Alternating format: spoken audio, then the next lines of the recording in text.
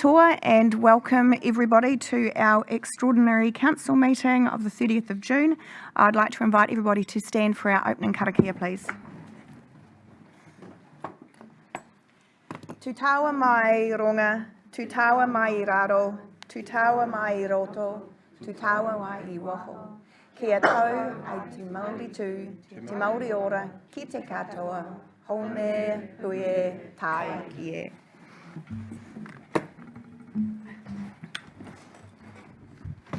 And we have apologies today from Councillors Brown, Councillor Crown, and apologies for lateness from Councillor Tapani. Do I have a mover? And thank you, Deputy Mayor Brosnan and Councillor Mawson. All those in favour, please say aye. Aye. Against, carried. Any conflicts of interest? When we get down to people and places, I've got a conflict there on one of the items. Is it for the minutes of the last meeting? Yes. Yep. Can you recall which item? The alcohol. Yeah. Yes, thank you. We don't have any presenters in the public forum today. Announcements by myself. First of all, I'd like to wish a very happy birthday to Councillor McGrath. I won't say how old he is, but I hope you have a wonderful birthday today. What a better place to be than at a council meeting. 55. I also wanted to take a moment to acknowledge all the incredible Matariki celebrations that we've had over the last few days. I've managed to get along to quite a few of them, and thank you to everyone that's held and hosted those. Our own wonderful light show in Herschel Street, the Atiarangi, the Trust, who had their light shows and their morning and evening events on their Waiheke Marae, who hosted some events, and Ngāti Kahungunu, just off the top of my head, are a few of the hosts of various events, and I hope people managed to get along to them. They really were quite special. And then a third announcement today, just wanting to let everybody know that this morning we featured on Today FM, and we are one of the competitors in their World Cup of Cities. They've selected 16 cities from around the country, and we are facing off Whangarei in the first round robin, which was on this morning, 7:40 a.m, and I think it will probably be repeated through the day, but it is based on votes, and we have the next 24 hours to vote, so I'd like to encourage everybody to jump online. It's on their website. You can vote there, or you can also text 3920. So would love to see a good turnout of votes and get us across the line to beat Whangarei in the World Cup of Cities competition. And now, do we have any notification of minor matters not on the agenda? Announcements by management? Morena koutou, no announcements. Thank you, Mayor Wise. Thank you. We do not have any minutes to confirm, which means that we can get started on our agenda items. First up, we have the adoption of the 2022-23 annual plan, and welcome to Adele and Caroline to present the paper. Thank you. And through the Mayor, this annual plan includes an average rates increase of 9.8% for 21-22. This is under the cap of 10.4% set out in the long-term plan. As a result of the submissions process and the subsequent council hearings, the Councillor Project Fund was increased by 100,000, and there was a one-off grant increase of 50,000 to the Mitre 10 Sports Park Trust. The capital plan was adjusted to bring in 29 million of unspent capital budgets from 2021, and then 20.3 million was rephased from 22-23 into the following 2 years, bringing the total capital plan for 22-23 to 99.4 million, compared to 73.2 million projected in the long-term plan. The annual plan will not meet Section 100 of the Local Government Act, which is to provide a balanced budget, and this is mainly due to the impact of COVID on revenue received at the tourism facilities. It is also in line with the projected unbalanced budget profile set out in the long-term plan. All other financial prudence benchmarks have been met. The risks to the delivery of the annual plan are set out on page 7 of the agenda. and they include that there is a risk that the capital plan may not be delivered in full given COVID and global supply chain issues. There's a risk that the impact of inflation on costs is greater than budgeted. There are a number of unbudgeted items that have been identified that may arise in the coming year, and a risk of unknown or any unknown infrastructural issues which may arise and have not been factored into budgets. And lastly, when we uploaded the annual plan document, the statement of cash flows was left off. So we have updated that page on the in the document on the hub, and I have a hard copy here should anyone want to have that in front of them today. Thank you. Thank you, Caroline. Are there any questions from councillors? Councillor Bogue. Thank you very much, through you, Madam Mayor. I just wondered on page, which page is it? Page 7, in the list of unfunded items, what is reform portfolios, please? Through the chair, so as you're aware, we're undertaking, there's a number of reform programs happening in New Zealand. We've got the RMA reforms, the Three Waters reforms, and the local government reforms. So each of those we're deeming to be a portfolio. Any further questions? Any discussion on the paper before we move forward into the debate?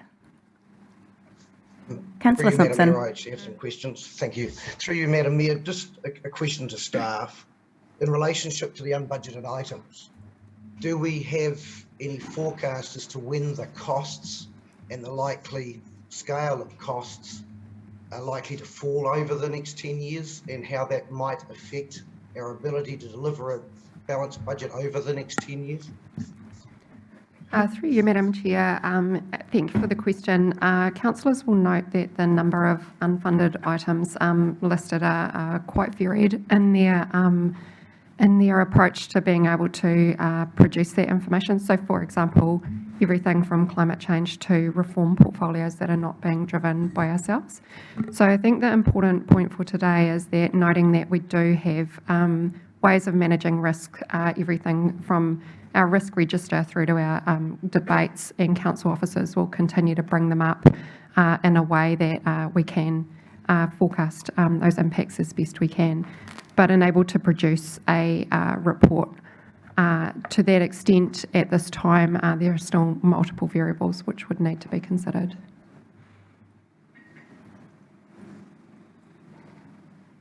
Thank you. Any further questions? Councillor Bogue. Oh, sorry again. Just on page 6, there's a current funding applications, stormwater upgrades in Maraenui, 12.35 million, and constructing a visitor pavilion for the Waka Hub. Could you give us an update on those, please? Thank you. Through you, Madam Chair. So councillors will be aware that we have two significant fund applications to central government at the moment. The first one is through the Infrastructure Acceleration Fund, and that is the 12.35 million for Maraenui.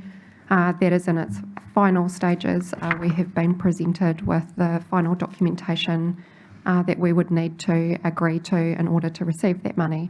That documentation is such that we'll need to come to council, but we are very confident that we would be able to announce that we can satisfy those criteria as soon as we meet our own decision-making requirements.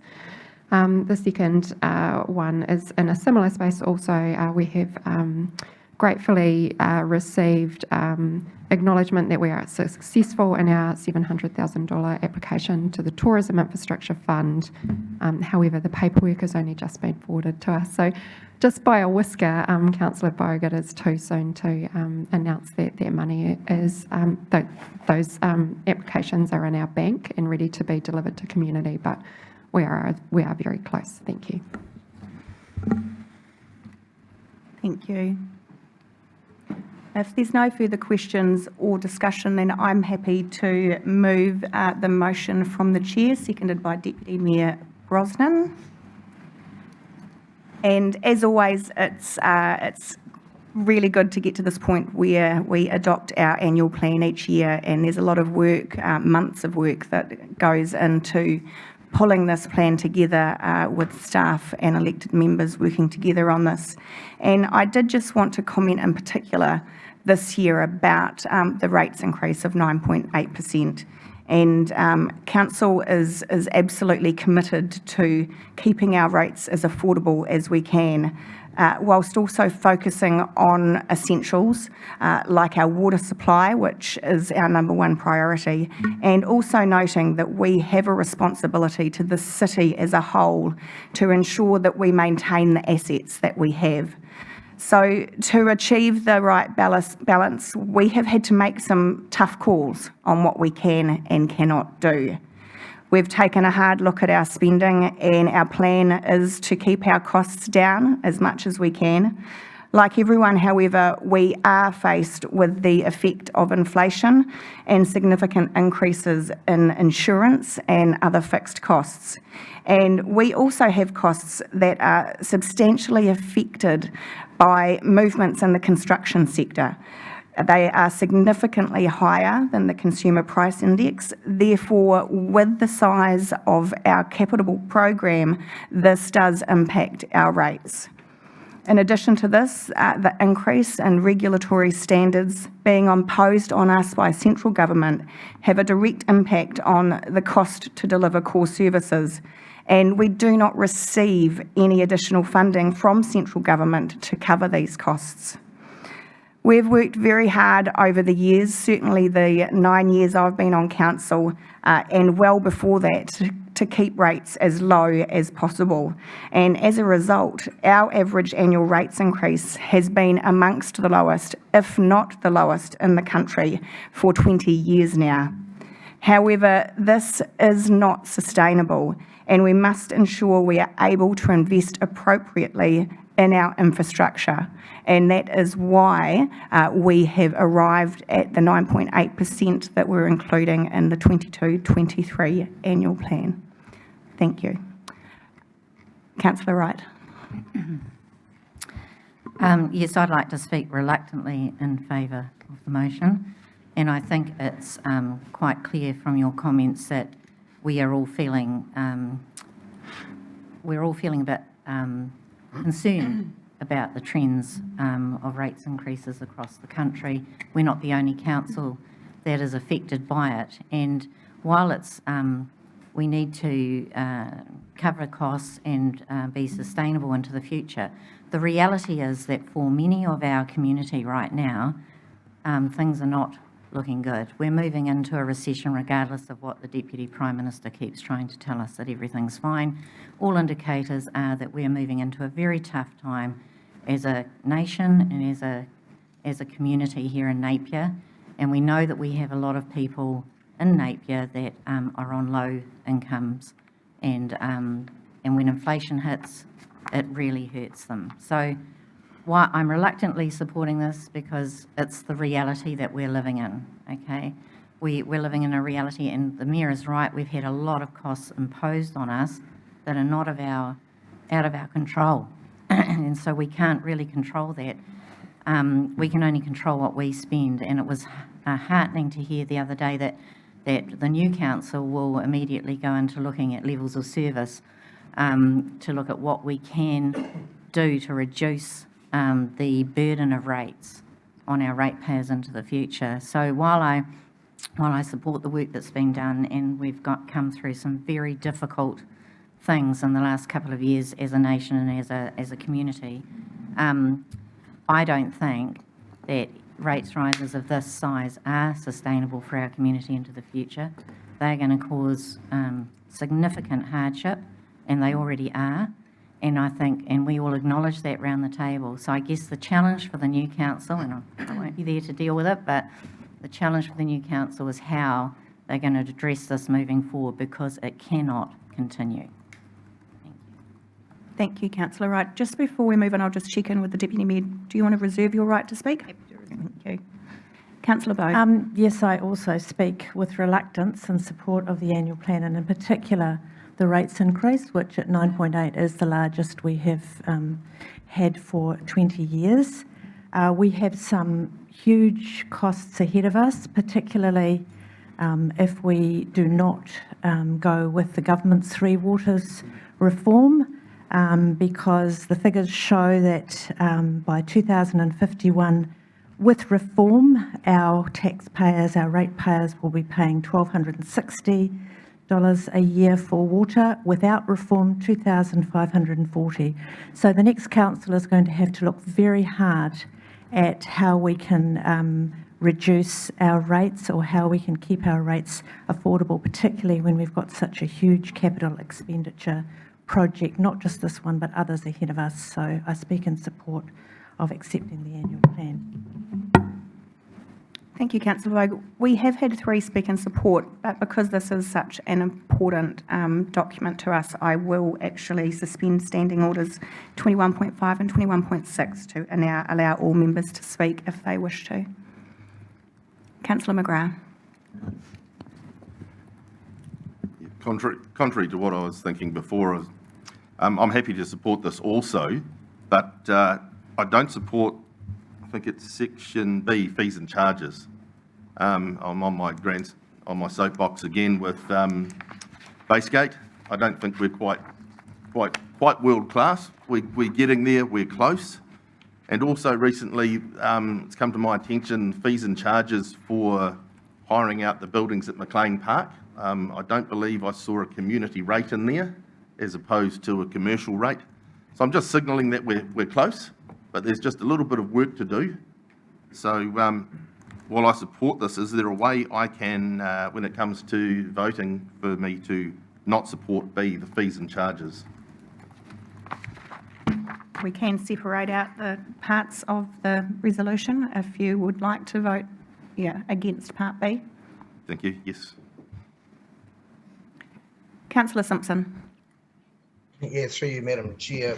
Like others, this is a concerning increase in rates, but again, we have to meet the costs of operating the organisation that we are operating and maintaining where we can, the levels of service we can. I am concerned about the unbudgeted items and the impact that they may have in the next financial year, and will definitely have over the long-term plan and our ability to meet a balanced budget. But as I say, we have debated long and hard the annual plan for next year, and we've settled on this amount, and I am therefore happy to support it reluctantly.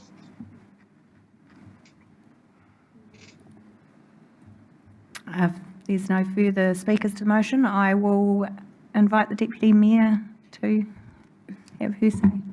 Yeah, thank you. Just briefly, I suppose, picking up on the theme of the conversation so far, I think yourself and Councillor Wright in particular make some really good points around the transfer of costs from central government into local government, and essentially us being the last stop in the train of where those costs land. And you know, for myself, I often think about, and I'm trying to recall which presenter spoke to us about it, but the value that ratepayers get for their rates versus the range of other taxes that we pay as members of society. When you think about your GST, your PAYE, your fuel tax, your vehicle registration, and the list goes on, of course.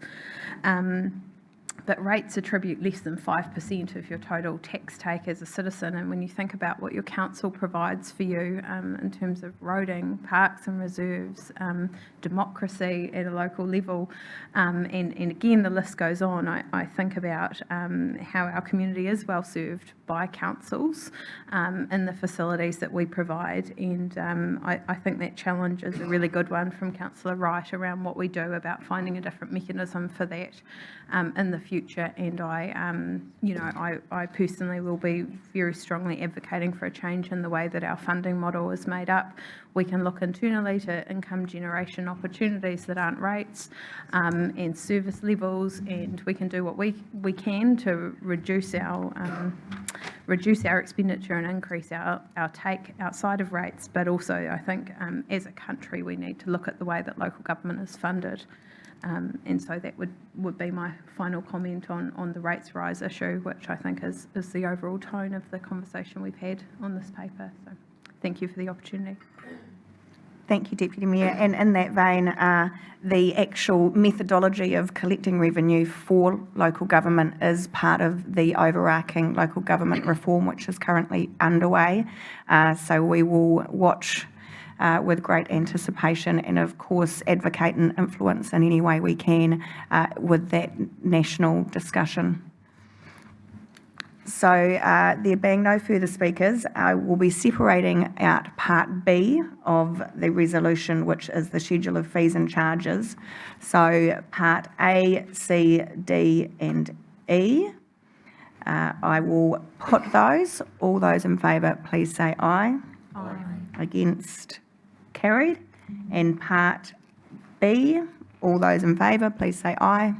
Aye. Against. Against. Councillor McGrath, carried. Thank you. Thank you very much, Adele and Caroline.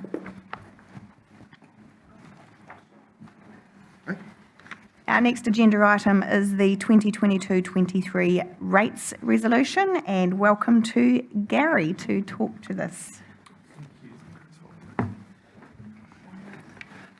Good morning, everyone. Morning. In this report, we're seeking formal adoption of the rates proposed for the 2022-23 financial year. So this is an administrative process required under Section 23, the Local Government Rating Act 2002, and follows on from Council adopting the annual plan. Short and sweet. Thank you, Gary. Are there any questions? No, and any discussion before I ask for a mover and seconder? So could I please have a mover? Thank you, Deputy Mayor Brosnan, seconded by Councillor Mawson. Did you wish to speak to that, Deputy Mayor? No comments from myself. Thank you, Gary. Councillor Mawson? Only to say thank you to staff. Thank you, Gary, for all the hard work. Thank you. And I just will open for any other councillors who would like to speak to the motion. Therefore, I will put that. All those in favour, please say aye. Aye. Against? Carried. I felt like I wanted Thank to you. vote for that one. Can I move it?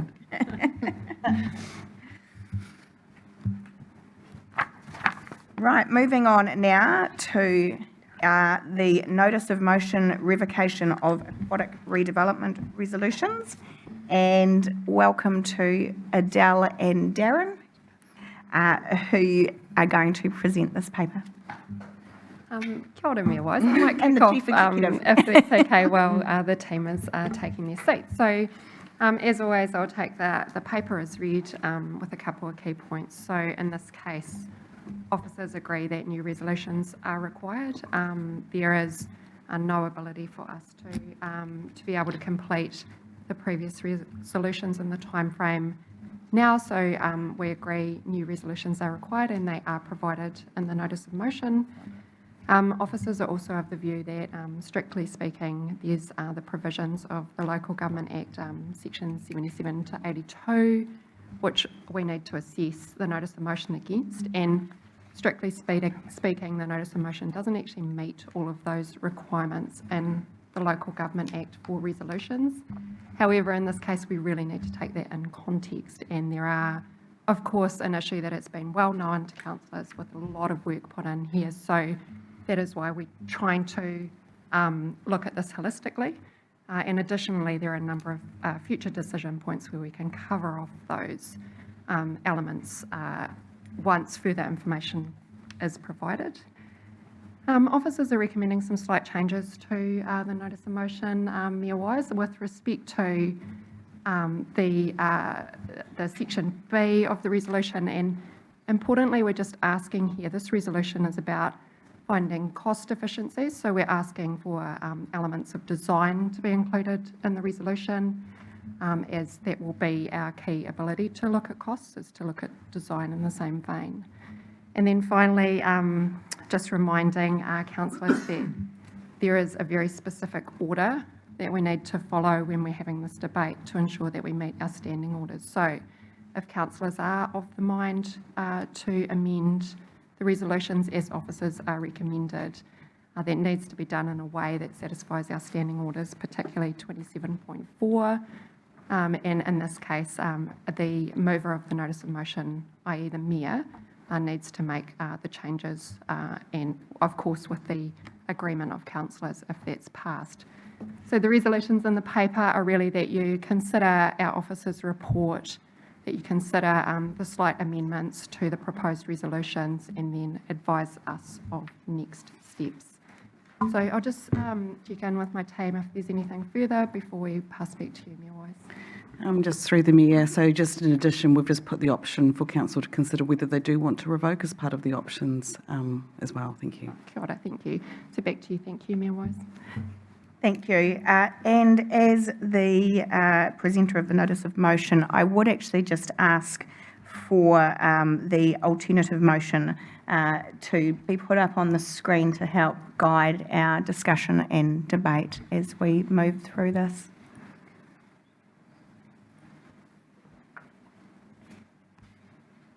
And whilst that is happening, I will open up to councillors for any questions.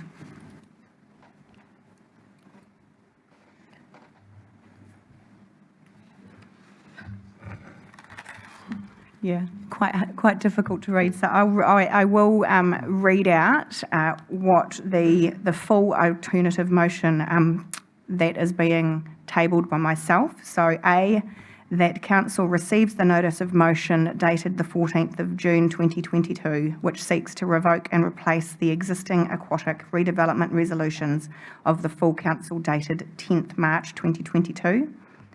B, agrees to revoke the existing aquatic redevelopment resolutions of the full council dated 10 March 2022. C, rejects the proposed replacement resolutions set out in the notion of motion dated the 14th of June 2022 because of D. We agree to make the modified replacement resolutions, which I might add are just some very minor tweaks for the revoked 10 March 2022 resolutions. And therefore, the terms of the new resolutions and direction to officers is Part E, that council 1, notes council's concerns in relation to the current cost estimates of the new aquatic centre. 2, direct officers to explore options to reduce costs, including new design options, and report back as part of developing an updated procurement pathway. 3, note that an LTP amendment will be required to make progress ahead of 2024. 4, direct council officers to present a timeline to construction, including procurement pathway and consultation milestones to council. And 5, note the importance of developing an appropriate and robust consultation process covering cost and location. Now we'll just check in again, and if we're happy to take the resolution off the screen so that I can see our members that have zoomed in case they... Excellent. So we'll just ask again in case there are any questions from any of the councillors. Councillor Price. Just one simple question. In IV, I think at 4, it's direct staff to come up with a timeline. Is there any guidance on how quick that should happen, or could it just drag on? The thing we need to be cognizant of is we can't actually direct the next council. So I guess we can make a commitment as the existing council that this is a priority, but we can't specifically put in timelines for a future council. Just further to that, could we put some note attaching to what you've just said? You know, that it will be given a priority. Thank you. Yep, you can. Madam Mayor, it's because we can't see the actual amended resolution, I was wondering if it could be emailed to us by governance so we could have a look at it while we're discussing it. Thank you. Perhaps through you, Madam Chair, we could ask John to monitor if there's any questions from our councillors who are zooming in, and let us know so we can look at the screen. Thank you.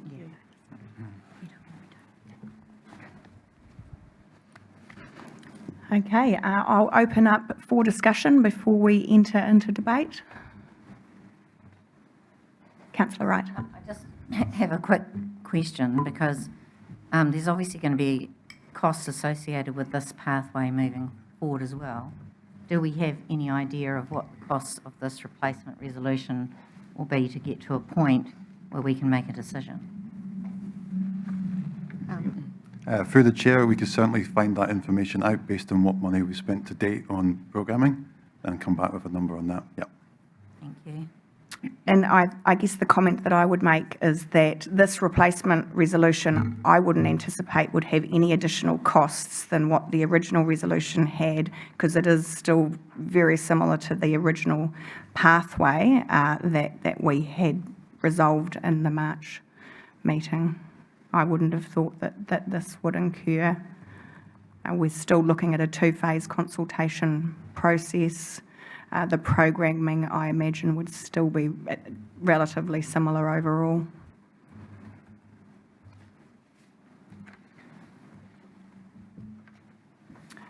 So if there's no further questions and no discussion outside of the debate, I will move.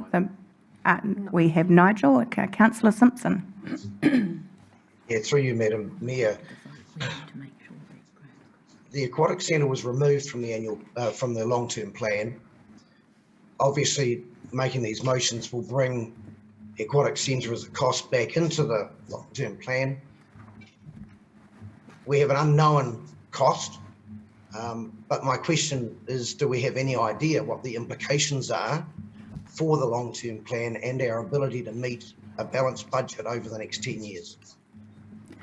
Through the chair, so in terms of achieving a balanced budget, we just need to make sure that our revenue equals our expenditure. So if council determines that it would like to include an aquatic centre as part of a long-term plan, it would need to increase rates to then fund the loans, which would meet its balanced budget requirements. Thank you. Thank you. And I would also comment that the resolution we have before us today does not commit us to including the aquatic redevelopment in the long-term plan. That can only be achieved through a long-term plan amendment process. Councillor Wright. I think I'll do this in the discussion phase of what we're doing because I'm finding it incredibly frustrating that we are still discussing and debating this issue as a council. I have the information that was sent last night around what we've spent to date on this project, and we've been given an itemised list that adds up to nearly $2 million of expenditure to date on a project that hasn't even put a spade in the ground and started. I find that incredibly frustrating. That amounts, for your information, to 3% on rates over that time. In a time where we are desperately trying to control our costs and reduce our rates to our community. That doesn't include the cost of the lost opportunity costs to the for the increase in construction.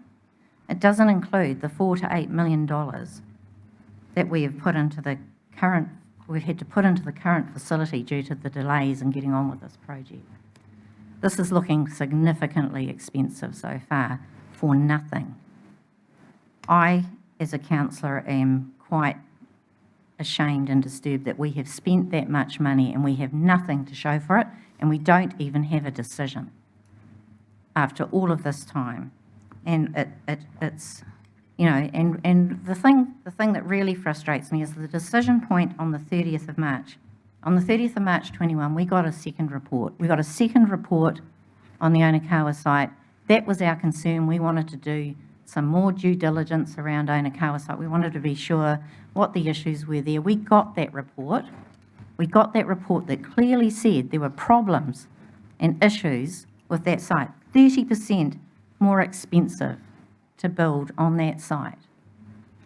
And we have continued not to make a decision based on the robust evidence that's been put in front of us that clearly shows that we should be building a pool at Previson Drive, and we should have got on with it. Now, I think we're past the point of no return with that decision. and we've put ourselves in a situation where we have an unbudgeted item, we have no money for it, we have no decision around it, and look, like Pontius Pilate, frankly, we keep trying to push the decision on where this pool should go back to the community. Why? Why do we want to do that? Why, when we are the ones that are charged as the elected representatives sitting around this table to make decisions based on the information and evidence that we have in front of us that clearly shows that the preferred site, the best site to put this facility is Previson Drive. But no, we want to go back out to the community knowing all of that and ask them to make the decision so we can wash our hands of it and say, well, you made it, not us. Okay? This has got to stop. This unnecessary expenditure on this has got to stop. I can't be party to any further expenditure on this.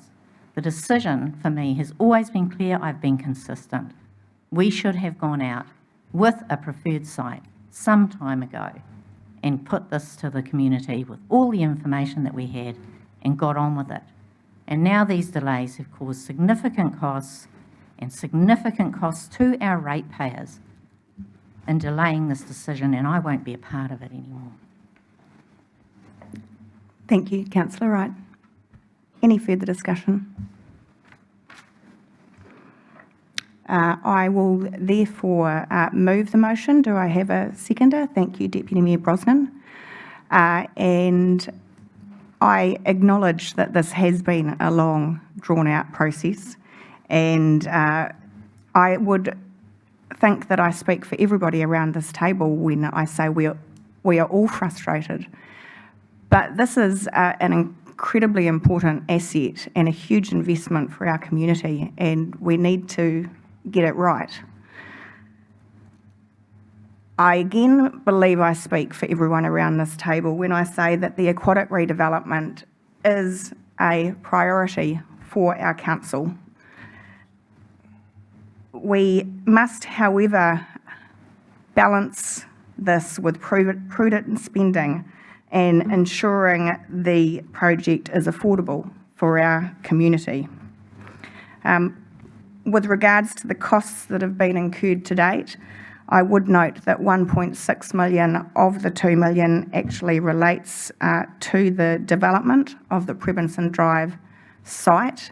So if the project was to proceed on that site, then those would not be lost costs.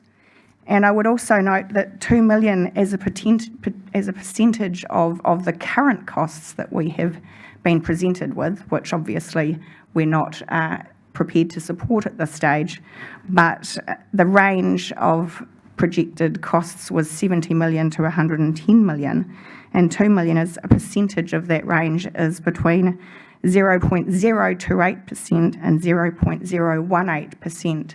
So I think when you're looking at the size of the investment that we are potentially looking to undertake, that needs to be put into perspective with the costs that have been incurred to assist us to make this decision.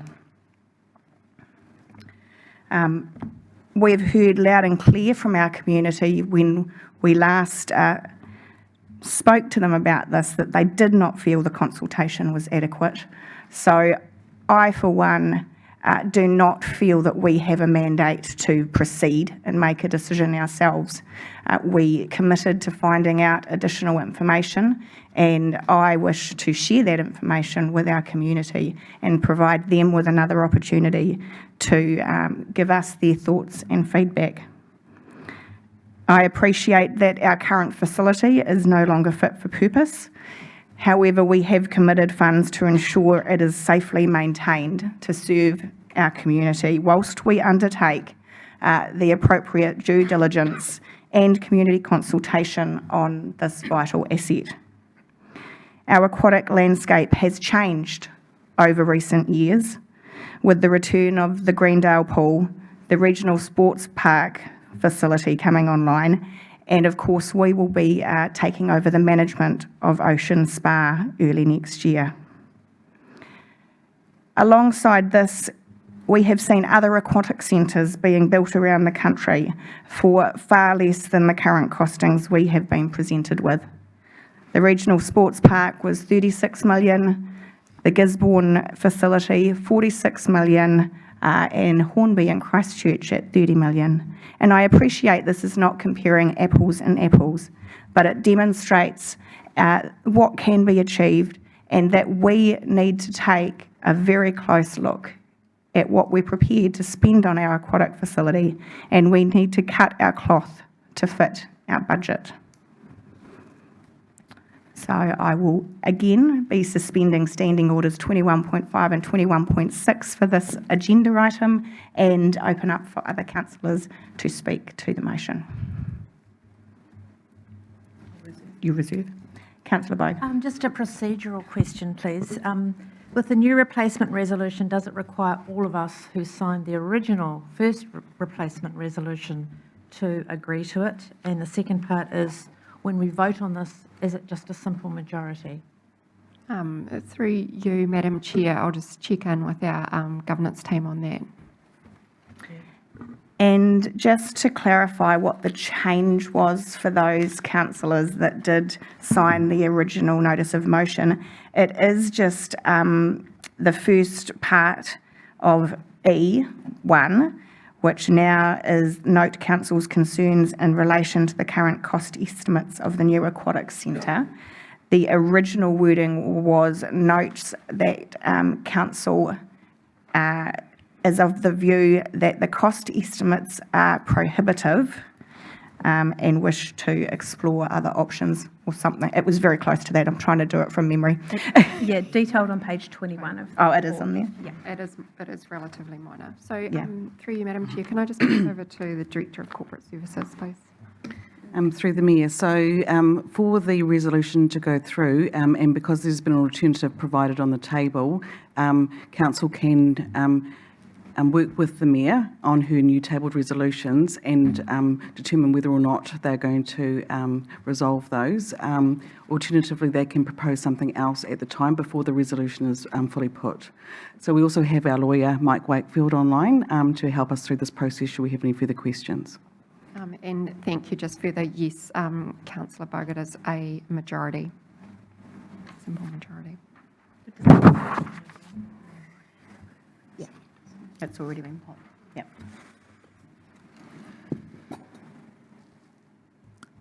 Any further speakers to the motion? Councillor McGrath.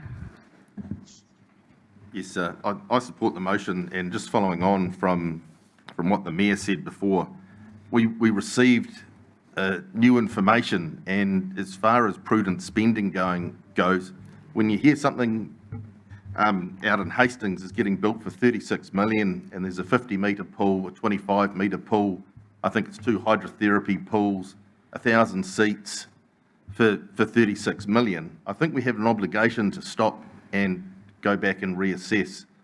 And again, when we got the information from Gisborne as well, again, it was time to stop and say, hey, how is there such a big variance? Let's reassess. So yeah, it's dragging on, but you know, I think we're getting there. We've got to make the right decision. Our community want us to make the right decision. I think the community wants a pool, as long as it's prioritised around the other water projects.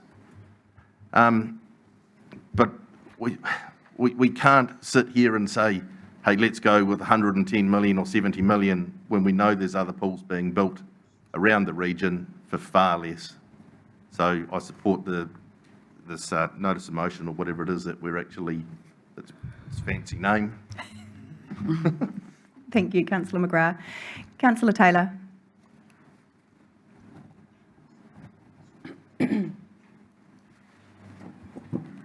Sorry, I can't see any of you, but I can see the notice of motion.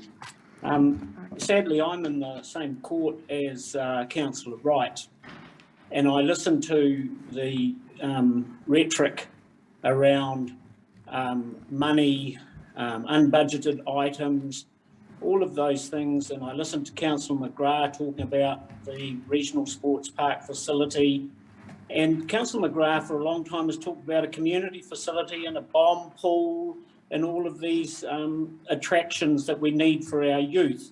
Well, the regional sports park doesn't provide that. Greendale doesn't provide that. The spa up on the parade doesn't provide that. We need a pool that is for our community. And yes, we do need to take stock of where we're at the present time. But the underlying fact, as Councillor Wright has said, is we don't need to compare two sites.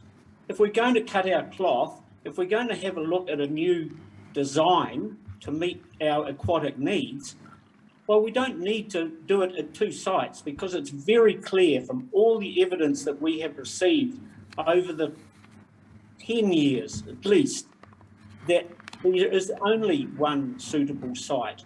So let's have some guts and go out to the community and say, this is our preferred option. This is where we think we should build the pool. We've spent, as you say, Your Worship, $1.6 million already preparing that site.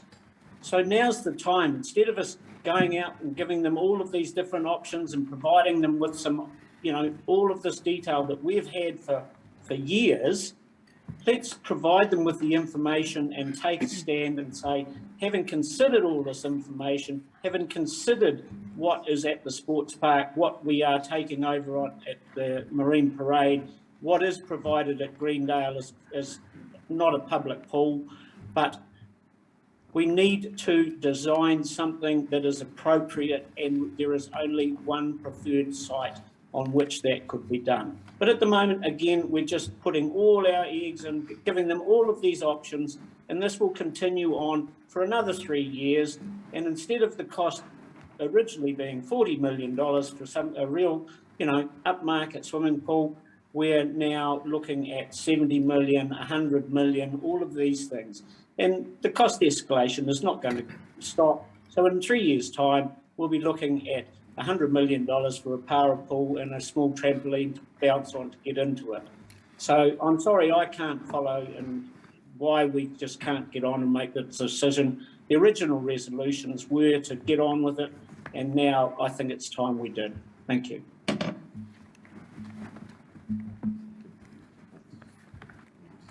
Councillor Simpson. Yeah, through you, Madam Chair.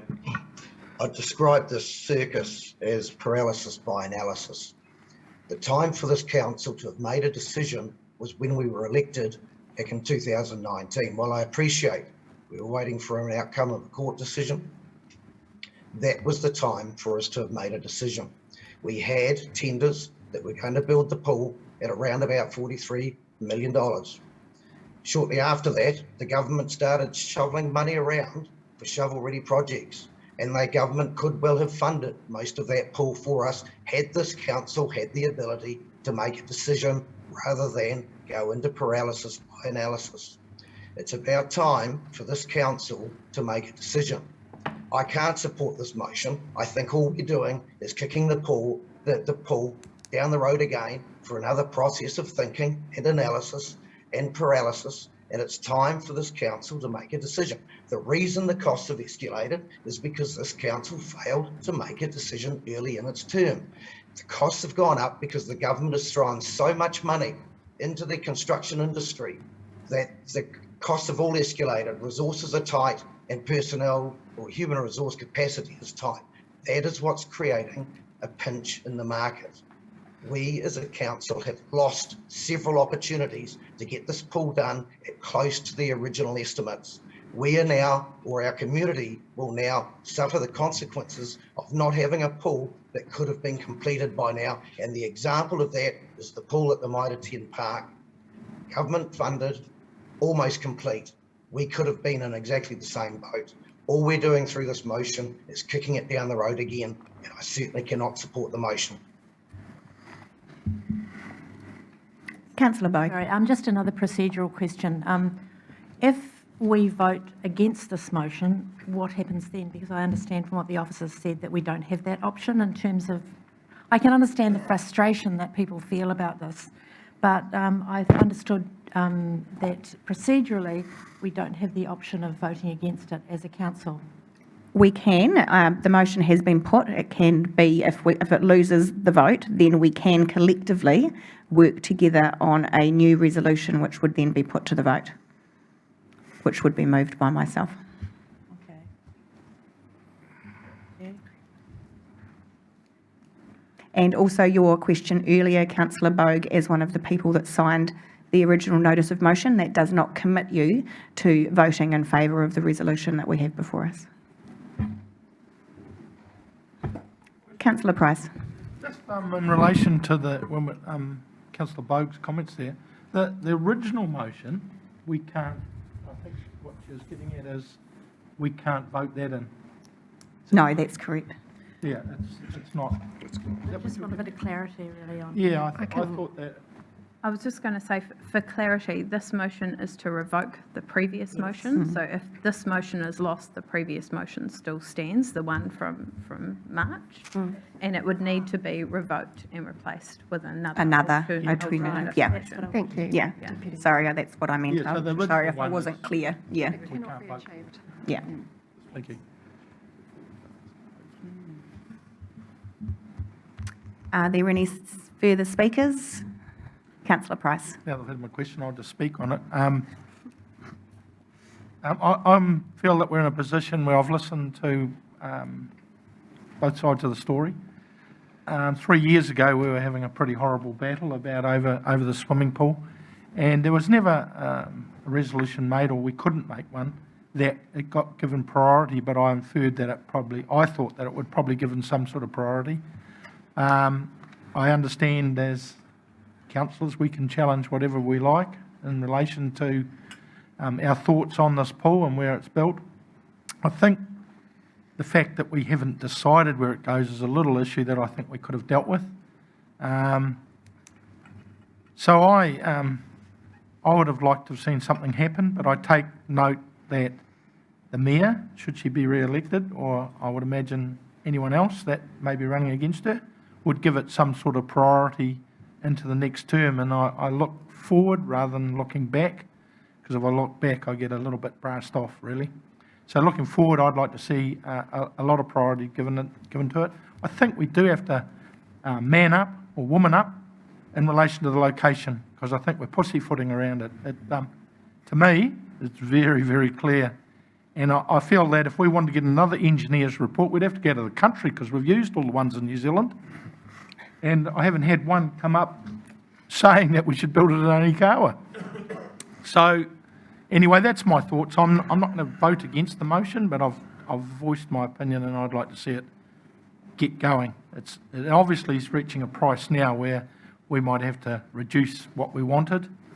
I think when you talk about other pools, you've got to compare apples with apples. And the one we were going to build at Onikawa was a pretty upmarket pool and setup for 42 million, and I think it would have been just more than a swimming pool. It would have been good for Napier, would have been good for tourism, and I envisaged that it would made part of making a hub in that area, that when people visit there, there's lots of things to do, and that would be the base you'd go around.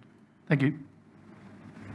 Thank you, Councillor Price. Councillor Mawson and Councillor Tapani.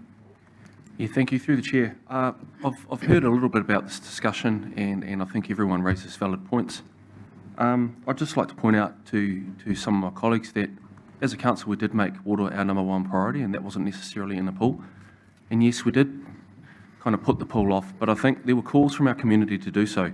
And even now, some of the people that were quite adamant they wanted the pool built are now saying to us it's not the right time. So I think in doing so, and actually revisiting this now and saying, okay, we've looked at the water, we've done a lot of work in that department, yes, most definitely the pool should be looked at again. But I think to sort of say it in 2019 we should have made that decision after everything else that's happened, I think that's probably a little bit short-sighted. Thank you. Thank you. Councillor Tapani. Thank you. And through you, Your Worship. So I'll be voting in favour of the revocation, mostly because as I read the staff's paper, we need progression and we need to move forward.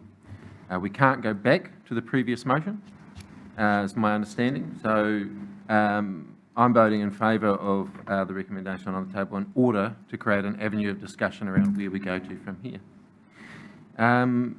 With regards to some of the comments which I share holistically with our colleagues here at the table around the journey to date, I'll first acknowledge our staff who throughout this process have had to bring to the fore information, withdraw it, re-engineer it, get more advice, and constantly this has been an incredibly difficult pathway for our staff. And so of all of the projects on the council table, this one has placed immense pressure on staff and trying to achieve what has essentially been the concerns of this council 3 years ago around where and how we might end up with an aquatic solution. So first, acknowledging the staff who have bent over backwards to achieve what they can to meet our obligations, but also provide solutions for council to wrestle with the issues that we're hearing again here today. So ngā mihi nui, Steph, to you and your staff. The second thing I would like to say is I'm going to take ownership as one of the renegades 3 years ago around concerns for the pool and where we got to at that point. There were genuine concerns from my perspective around how we arrived at the position we were at that period of time. And I want to acknowledge the patience, understanding and tolerance of this council for the likes of myself and others who needed that clarity and needed that confidence to move forward. Having said that, we placed our indicators in the LTP, and I'm of the impression that I'm ultimately here to exercise my judgment based on the reports and the advice provided to us by staff.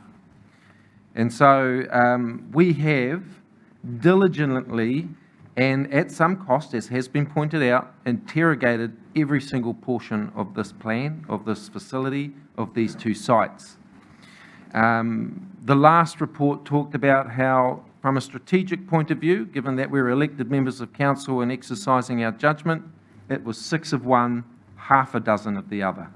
That ultimately both had failings, both had strengths, but when it came to Prebinson or when it came to Onekawa, once you balance that out, it was 6 of one, half a dozen of the other. With regards to the cost variances of 30%, absolutely I understand that a greenfield site offers savings and that if I was building anything, I'd prefer a greenfield site.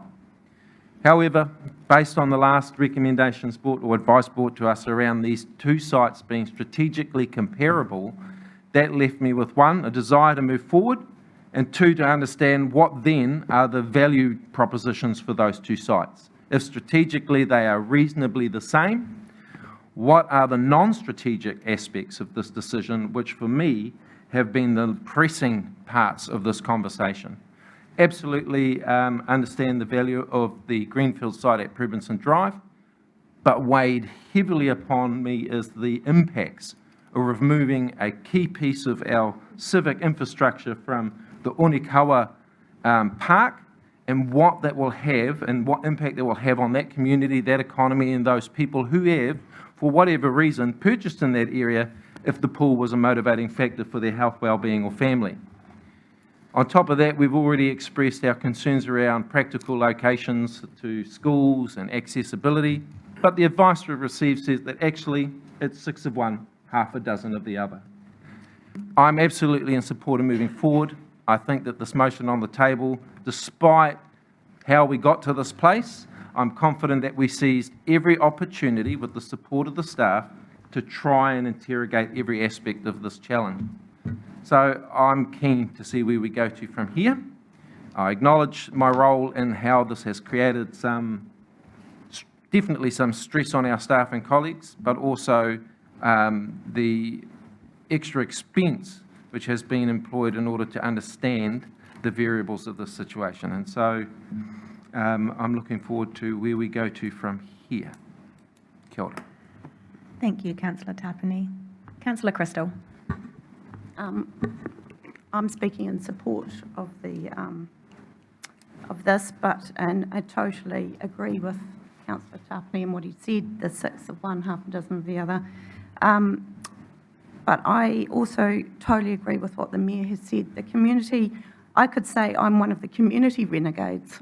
And the community asked us to consult on this. They took the council to court for that reason. And one of the biggest things we did when we first came into council was to put a hold on this and to go back and make the decision so we could consult with all the information. And yes, we've been given so much information, it will be hard for them to read it all because it's hard for us to read it all.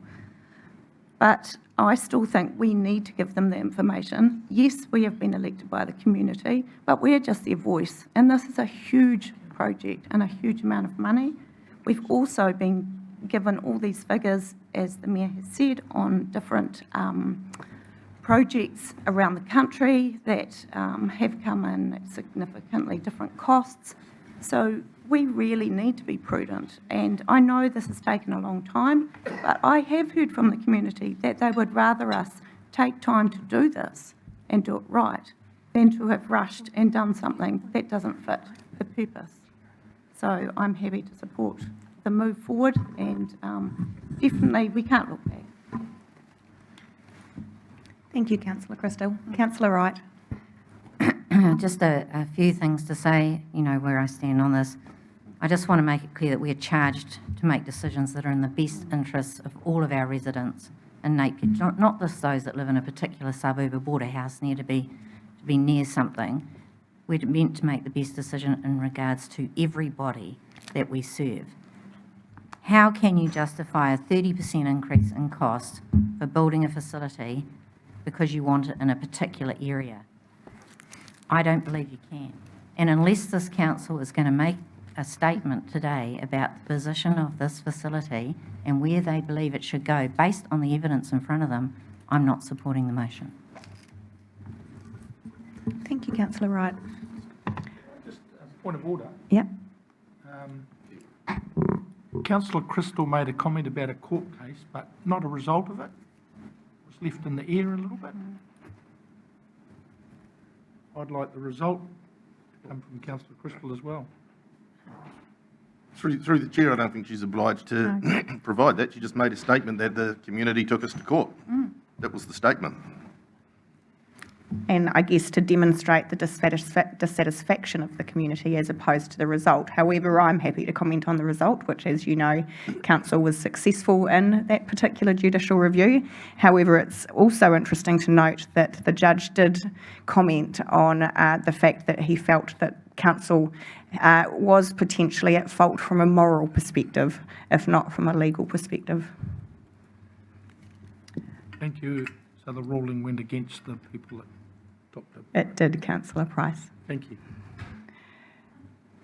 Is this a question, Councillor Taylor? Clarity, if I may.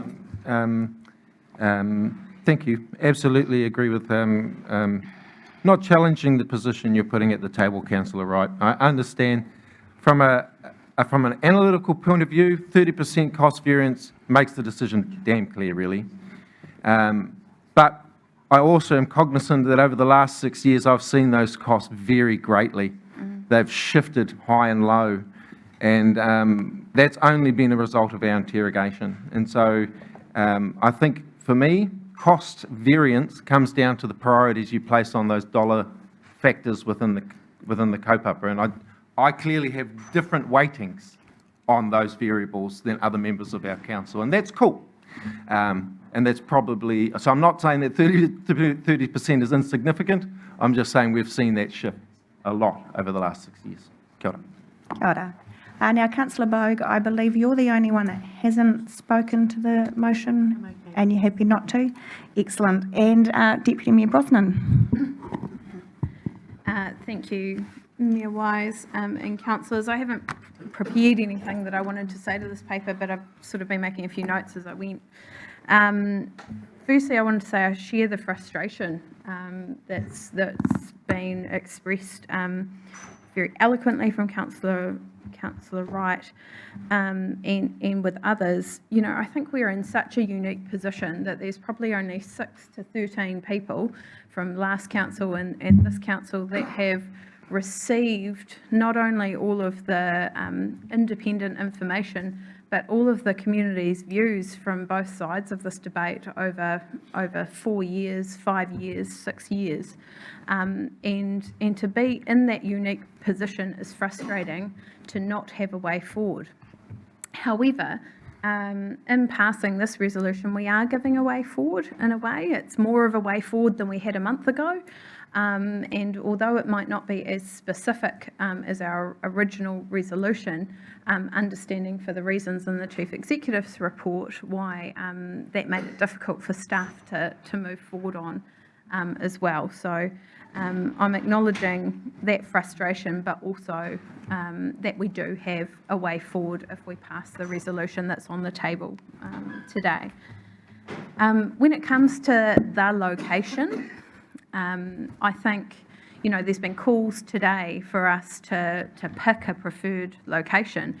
And whilst probably personally on the balance of facts, I'd be happy to do that, it wouldn't be right. And it wouldn't be right because at the start of this term, every single councillor, I think bar one, wasn't via vote, it was via guidance of a way forward, said we wanted to reconsult on this issue. And we didn't want to reconsult because it was the easy thing to do. We wanted to reconsult because our role isn't just governance. It isn't just making good decisions off the back of independent facts. It's about taking the community with us. And it was obvious to everyone, I think, bar one of us, when we had that really long workshop, and God, there has been a lot of workshops, but we all agreed that we hadn't taken the community with us on this issue. So whilst I, with all of the information I have, would be quite happy personally to pick a preferred location, I think it's reasonably simple off the back of all the costs and the indications that people have said today. We haven't taken the community with us, and that is our job. We are not just governors, we are representatives. There is a balance we have to strike there.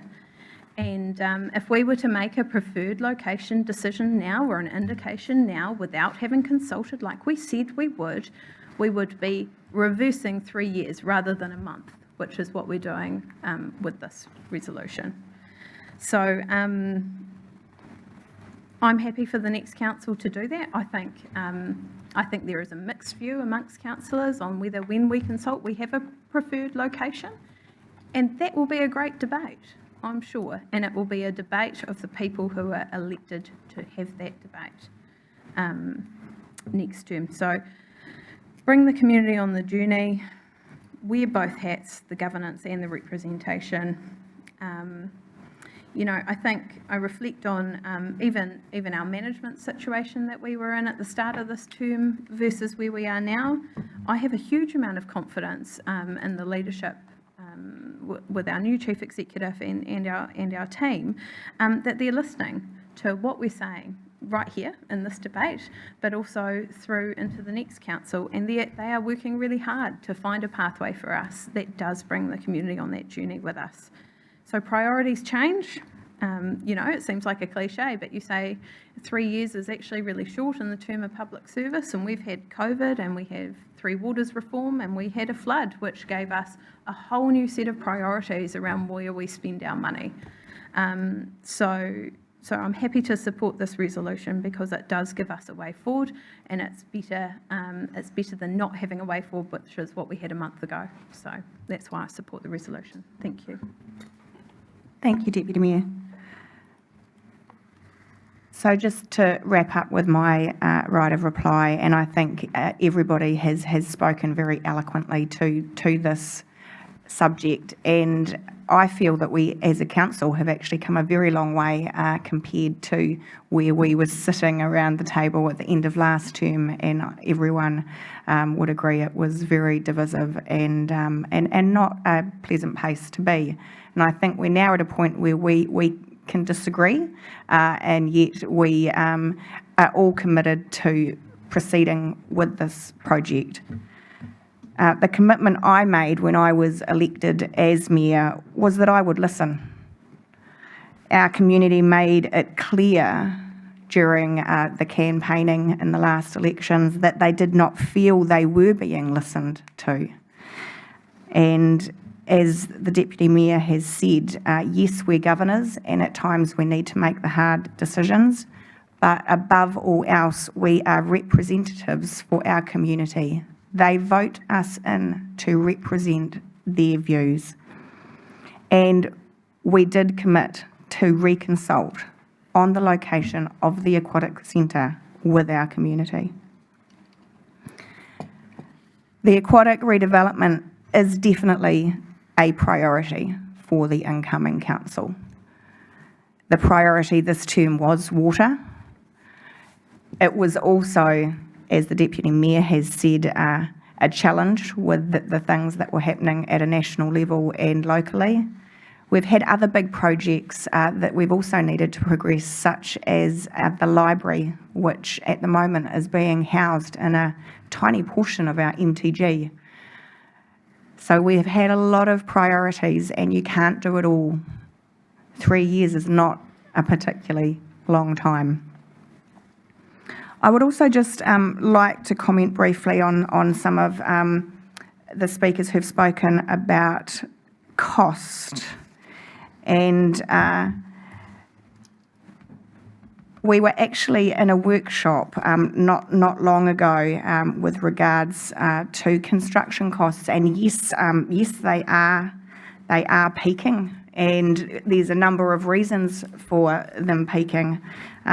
We've been told, based on the forecast, that they'll peak in 2023 due to the high volume of work that's being undertaken, both at central government level, local government, private corporates. It's huge. So that, of course, is also leading to the supply chain issues and labour shortages. However, the forecasting shows that this won't continue. As the workload drops, so will the pricing.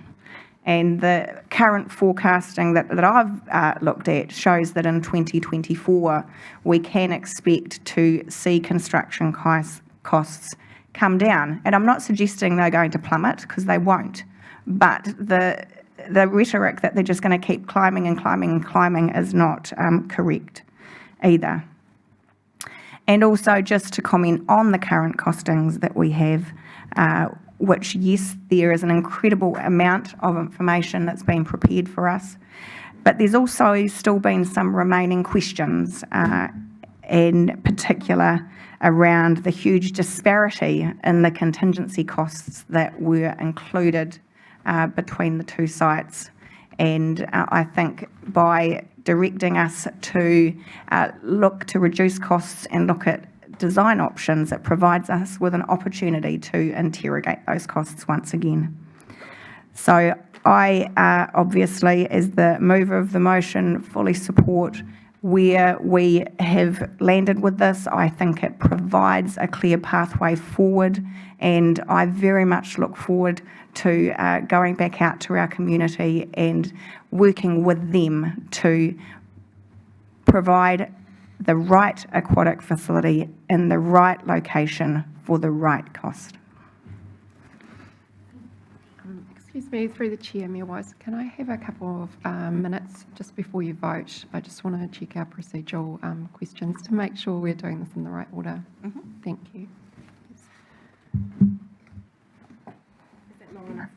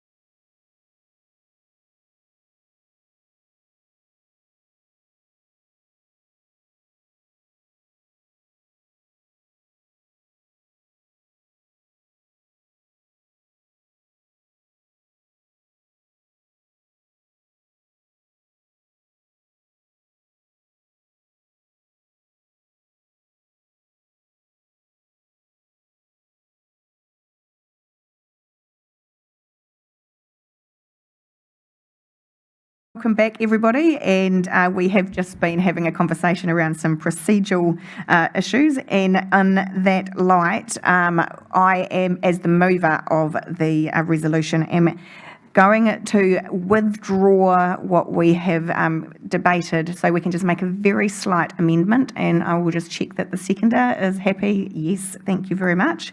And we are simply making a very slight modification to E2 to include the words including new design options for both locations. And this is in recognition that the debate did contain quite a bit of discussion around location, and although it was perhaps implicit in the previous resolution that it covered both locations, this provides very clear direction that we are still looking to have design options for both locations for our forward pathway. So I am going to move that with the slight amendment, and seconded by Deputy Mayor Brosnan. I will just allow an opportunity for any further debate in light of the amendment. There being none, I will put the motion. All those... Councillor Simpson? Yeah, through you, Madam Mayor. Thank you for making this move. I do appreciate it. You might suggest that this is insignificant, but it actually is very significant, because it means that we can compare true costs with costs, apples with apples on both sites. And I think this will give the residents of Napier better assurance that we are providing, as we proceed, the most economical model for developing a new aquatic centre for Napier, as Napier needs one. So thank you for making this move. I appreciate it. Thank you, Councillor Simpson. There being no further debate, I'll put the motion. All those in favour, please say aye or raise your hands. Aye. Aye. Against? Nope. So I think that was Councillor Wright was the only voting against. Excellent, thank you. And moving on with our agenda, agenda item 4 today is our quarterly report for the 9 months ended 31 March 2022. And I think probably Caroline is presenting this paper to us.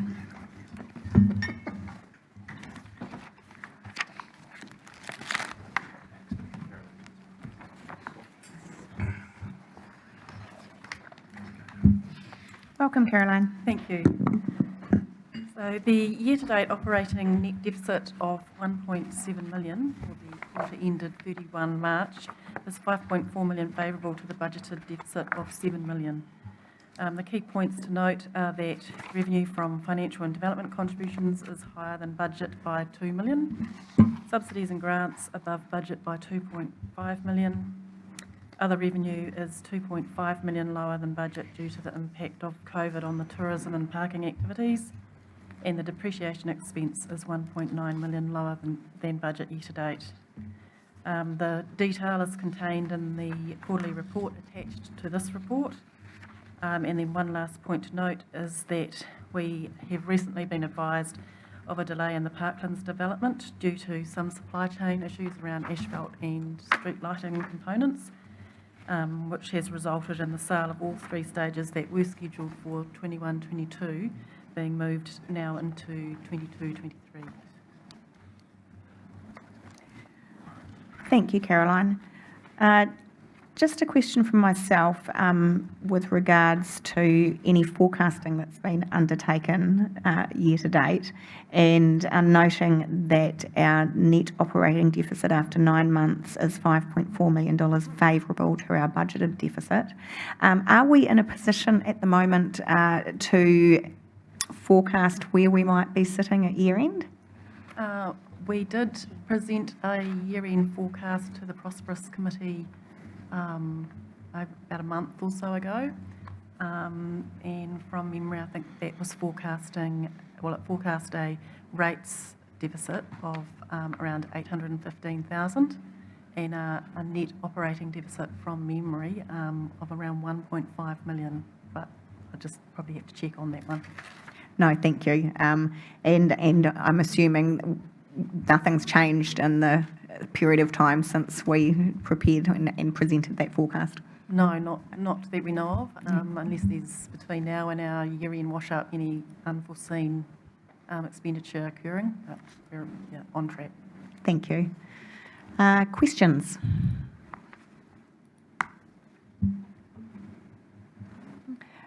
If there's no questions, I will ask for a mover and seconder, please. Thank you, Councillor Wright, seconded by Councillor Tapani. Councillor Wright, would you like to speak to that? No? Councillor Tapani. No, thank you, Your Worship. Open to any other councillors that may like to speak to the motion? I will put that. All those in favour, please say aye. Aye. Against, carried. And our final agenda item on the open agenda today is the election hoarding policy 2022, which I'm sure you've all been reading in light of the upcoming elections. And we have Helen online to speak to the paper. Kia ora koutou katoa. Through you, Madam Chair. So this is a policy that was drafted a wee while ago, but now we've finally got the approval through the organisation and coming to council now for final approval. Obviously, we've been a little bit caught up and overtaken by legislation. So just yesterday, royal assent was given to the Local Electoral Advertising Amendment Bill. And what this bill does is amend the Local Electoral Act so that candidates are no longer required to have their residential or business address on all their electoral advertising for reasons around ensuring the safety of people. So now it's going to be acceptable to have an email address, a PO box or a phone number or an internet page as the reference contact detail on advertising. So what I would like to do is propose a slight modification to the resolution and say adopt the election hoarding policy 2022 with modifications as required by the amended Local Electoral Act. That will then allow the team to update the policy so that it complies with the current legislative requirements and we can put it into action. I'm happy to take any questions. Thank you, Helen. Questions from Councillor Bogue. Yes, thank you very much, Helen, for that. So on the final written policy, does that mean there won't be anything specific about that, just that it's going to be, and it fits in with what the government's new legislation is? I just think it would be helpful to actually have wording that people can think, oh, this is the rules, basically, rather than just say that it complies with the government's legislation. Through you, Madam Chair, if the council wishes to have the specific details from the Act, then we can include that in the policy. The advantage of comply with legislative requirements is simply that if legislative requirements change, we don't necessarily have to update the policy every time. But I'm perfectly open to making that change if required. Councillor Tapney. Thank you, and through you, Your Worship. Kia ora, Helen. Thank you very much for that report. My question is nice and easy. Is that the only substantive change you're planning to make as a result of yesterday's Act? Yes, because that was through you, Madam Chair, that was the only thing that was changed in the amendment. Thank you. So, Madam Mayor, could I make a suggestion on the actual wording of what I was talking to Helen about? When it says under queries or complaints, page 131, missing candidate authorisation, it says all collateral in relation to a candidacy must be authorised in writing on the promotional material by either the candidate or the agent. Well, that's fine. What needs to be changed is the next sentence. This authorisation must be accompanied by a physical address where the candidate or their agent may be contacted.